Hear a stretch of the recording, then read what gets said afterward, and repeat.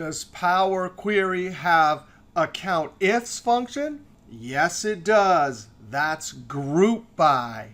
In the Power Query editor, if you have a table and you want to group by to do COUNTIFS on the product column, select the column.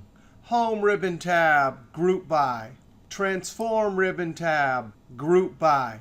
Or right click down to group by. Now what group by does is the group by column product, that's the column we selected. By selecting group by product, it will give us a unique list. Then we can make some aggregate calculation. The default is to count, and guess what? Count rows. Now really what the group by calculation does is for each unique item in this column, it will take the entire record. So for quad, it takes 1, 2, 3 records, and it groups it together into a table. That's why for COUNTIFS, we simply count rows. When I click OK, that's COUNTIFS in Power Query.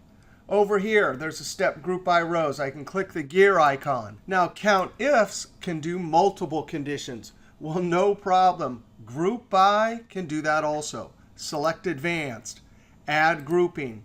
We select Date, and now Group By will count the rows based on 2 conditions. When we select 2 columns, it will give us a list of all the combinations of the unique items. When I click OK, now we're doing COUNTIFS based on 2 conditions. All right, if you like that video, be sure to click that thumbs up, leave a comment, and subscribe, because there's always lots more videos to come from Excel is Fun. All right, we'll see you next video.